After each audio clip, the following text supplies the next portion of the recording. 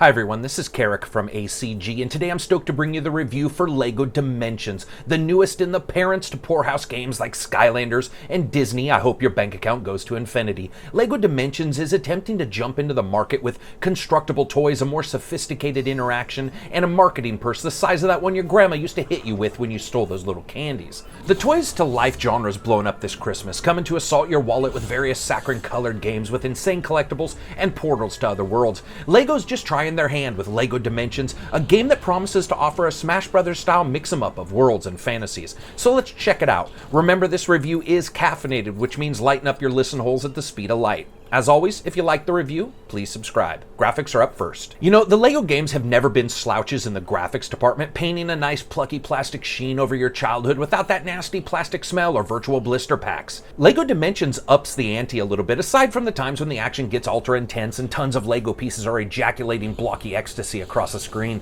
The game really does hold its own with a fairly solid frame rate across the platforms. You're going to see everyone from a LEGO Marty McFly to Scooby-Doo to Simpsons characters, and for the most part they look excellent, except for the fact that depending on the particular animation style used for the original subject matter, some characters are gonna look a little bit odd. Most noticeable for me was the Simpsons characters, where Mr. Burns looks scrunched down and strangely out of proportion, even for him. It's a small issue, but I think it'll be noticeable to some fans. That being said, running around the Wizard of Oz levels as Homer Simpson, Batman, and a ninja won't get old anytime soon, and it plays rather well without undue technical glitches or frame rate tomfoolery. Now, some levels like your home base lather on a particularly lavish look with layered colored lighting and neons that do wonders to make every location look completely different regardless of its original creation's time frame, and I really have to say that was awesome. I would just say this, I think it's excellent, though there are some FPS hits and the occasional wonky character, but other than that, really damn good. Sound, music, and voice.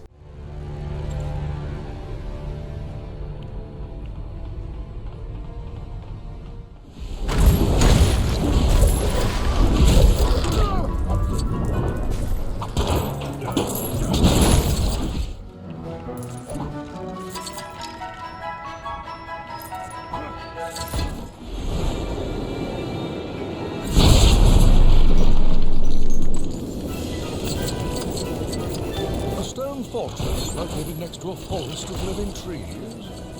Very strange. I might be a villain. Ignore him. Thank you. To the left, please. Oh, and you won't be needing those lovely ruby slippers anymore, my dear. Have you got any idea of where we are or what's going on? As always, sound is up first in this audio ecstasy trilogy. I would have to say this. This might be because the game is a smash sandwich of fantasy meats and cheeses that it has the best sound of all the LEGO games. It sure does feel like that though to me, whether rotting across ancient sands in the Batmobile or smashing bad guys in the face with Gandalf's staff, the sounds were excellent and mixed really well. Now I did notice a couple times when sound dropped channels while being obscured by larger items in the foreground, characters sometimes would just sort of disappear from the audio spectrum. This is something that can happen in a lot of games actually. Though it is rare here in this game, it does happen occasionally. I would say altogether excellent though as a sound package. Now when it comes to music, identifying with the fact that the game is absolutely balls crazy when it comes to the amount of fiction, it nails the music. Whether the haunting orchestra without a life of the Lord of the Rings worlds, or the happy campy trilling that occupies any Homer Simpson odyssey, it's excellent. Even the music in the main level where you can bounce around to the various fictions throughout the game's riffs has excellent, almost Tron style music, and makes that place feel just as differently as all the others. Really well done. Voice. Well, Lord Vortek is Gary Oldman, and unlike other actors who jump into gaming roles and don't quite hit it off and get dinklaged, Oldman, or Nosferatu as I like to call him, hits the ground running with excellent voice work throughout the entire title. For the most part, everyone else is excellent as well, and you will hear both new and old voices you recognize from past LEGO games and others as well. I know that there's some debate over the jump to voiced characters as LEGO moved forward in the series in the past, but here I felt that all of them were strengths, even if there was a miss or two at different times. Gameplay. And of course, this is the big dog. This is the thing that everybody's going to care about. You know, does it differentiate itself from its competitors? Of highly trained individuals skilled in the art of hunting down items of magical and or supernatural power? Nope. Instead, he opens rifts to other dimensions and Hoover vacuums their evil out in the form of villains from entertainment fictions that run the gambit from Batman to Lord of the Rings, because obviously Saruman and the Joker would totally get along, right? So quickly, Batman, Wildstyle, and Gandalf get pulled into the fray, obviously because one is a huge name in entertainment, one can't live without being in the spotlight regardless of what movie or fiction he's in, and the other, well, I'm not really sure why she's there, but hey, gotta pimp your own fiction sometimes. Jumping into the various worlds results in making new enemies, new allies, and at times using the new LEGO portal. A portal that has both strengths and absolute weaknesses compared to its competition. First, let's talk about some of the strengths.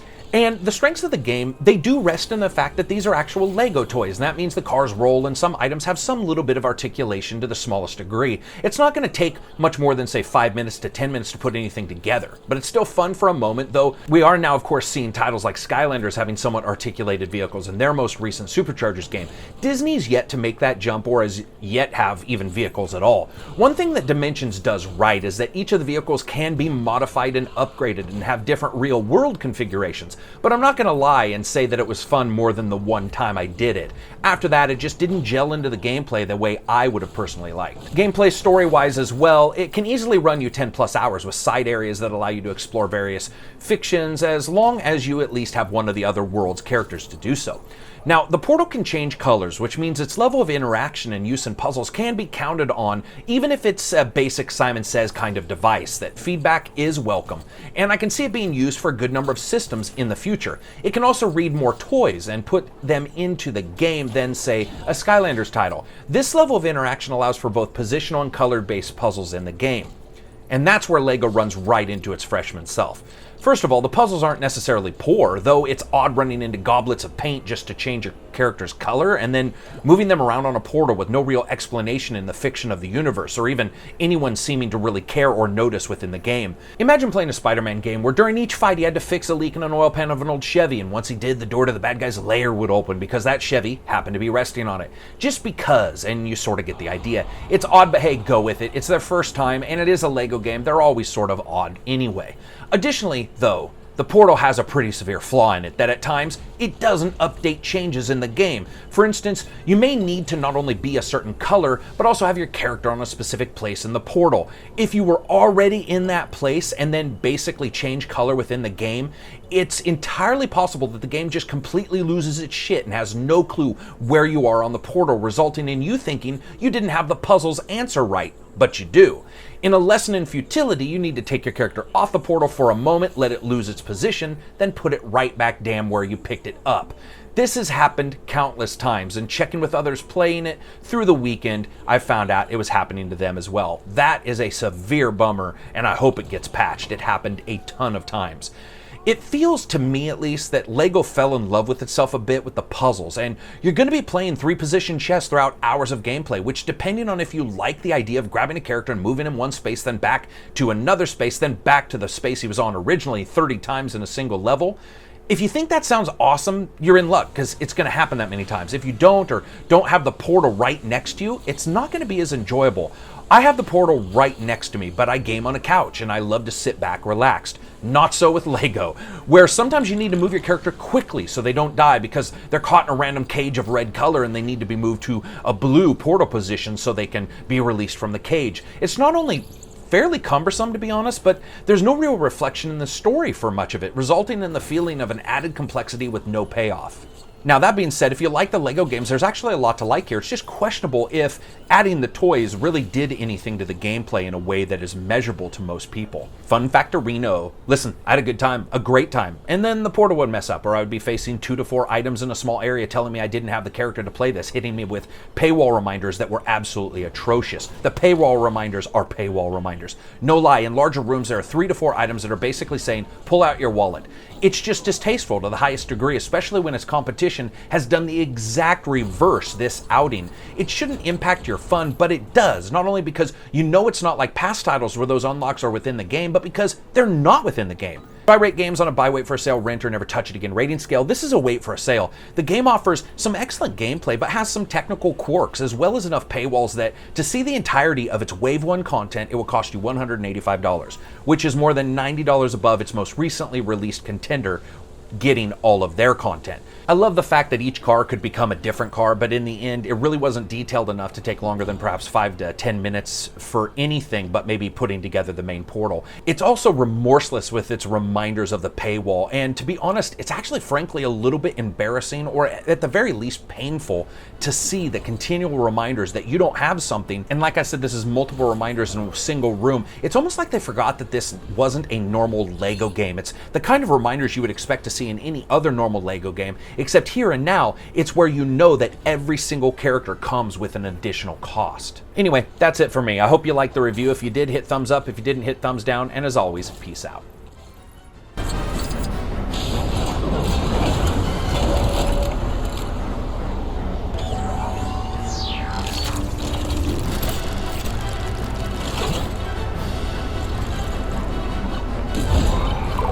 The foundation element has been located. It's in the nuclear power station in the hands of an employee.